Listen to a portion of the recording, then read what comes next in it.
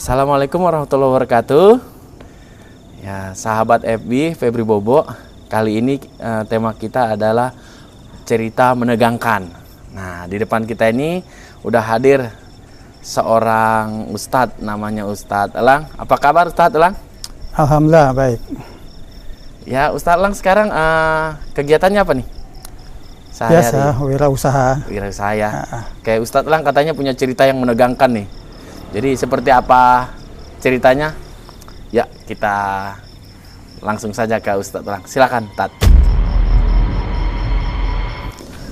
Jadi saya ini tinggal di perumahan ini sebenarnya cukup lama.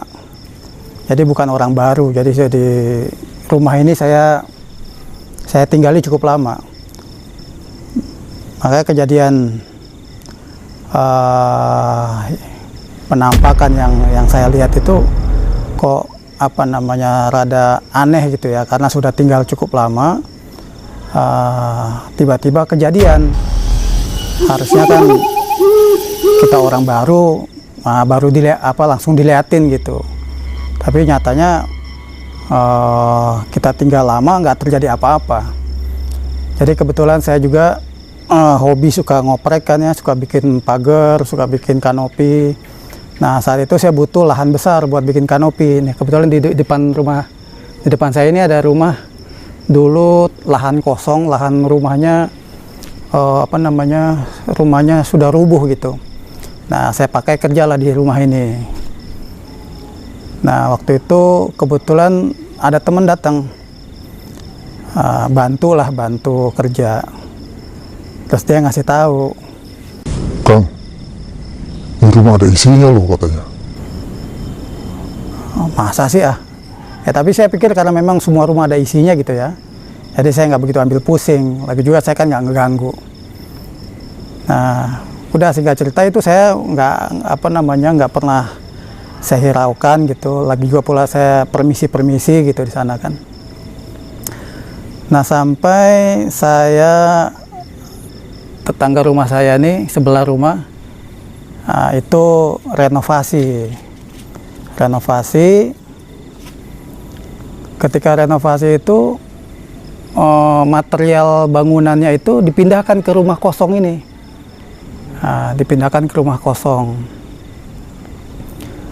Nah, Tat, ini boleh tahu gak kejadiannya tahun berapa, tanggal berapa?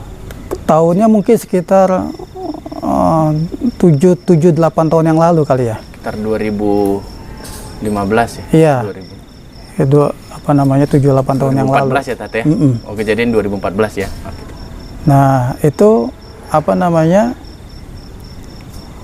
kebetulan saya lagi nggak di rumah. Yang ada di rumah tuh istri saya. Dia lagi main HP, kaki ngangkat ke atas meja.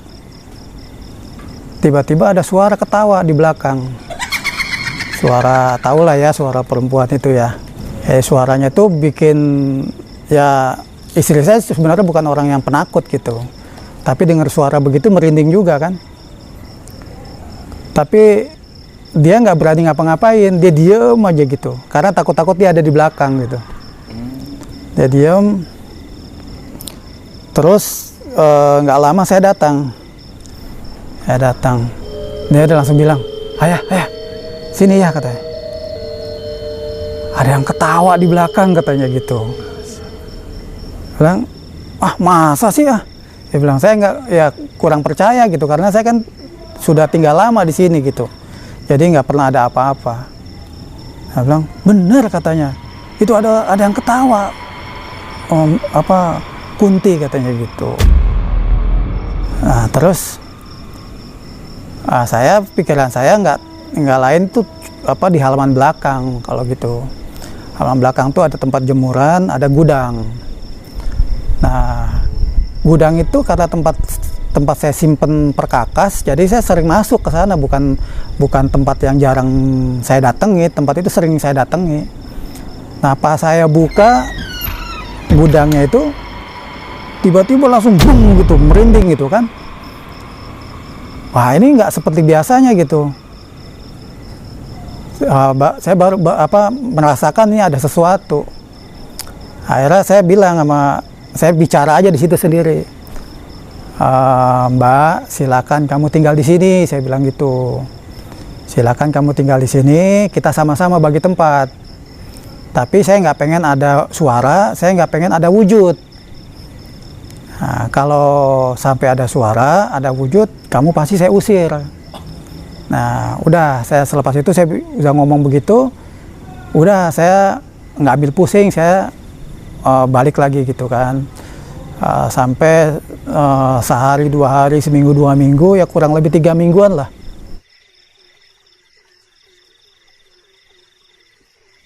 Suatu ketika tuh datang ponakan saya dengan ibunya, nginep di rumah saya tuh.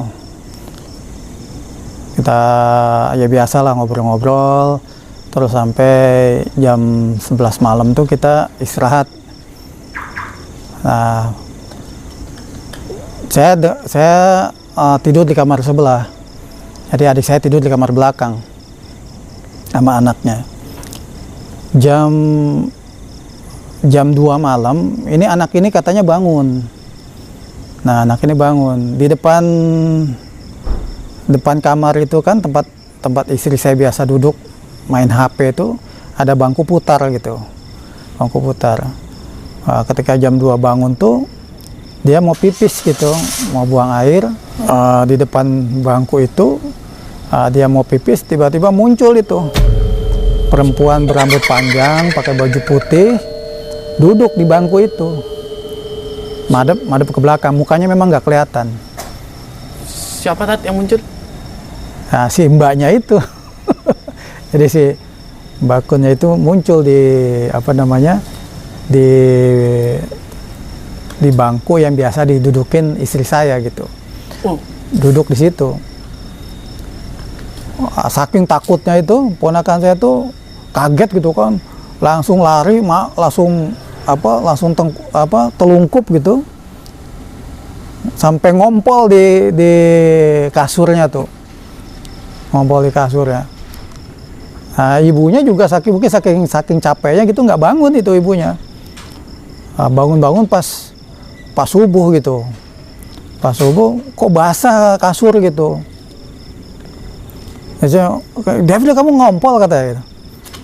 Iya bun, itu tadi malam ada kuntilanak katanya gitu. Nah, terus akhirnya ceritalah ke saya. Wah, itu David katanya ngelihat perempuan katanya, rambut panjang, pakai baju putih di bangku katanya. Saya kaget kan, campur marah juga gitu, karena saya pikir Simba itu ngerti kalau saya sudah ngancam gitu. Akhirnya saya nggak langsung aja ke gudang itu kan, karena saya curiganya memang ada di sana gitu. Nah, pas maghrib tuh saya datangnya ke sana. Itu memang suasananya sudah merinding tuh, merinding. Lalu saya ajak bicara aja, kan sudah saya bilang, kamu silakan tinggal di sini, kita bagi-bagi tempat, tapi jangan saling ganggu. Kamu dunia saya gitu. Nah, tapi karena kamu sudah ngeganggu saya, kamu nggak boleh di sini, saya bilang gitu. Pokoknya kamu harus cari tempat lain. Nah, akhirnya saya baca, saya ruqyah gitu, gudang itu. Saya bacain Al-Fatihah, bacain ayat kursi, bacain kulhu.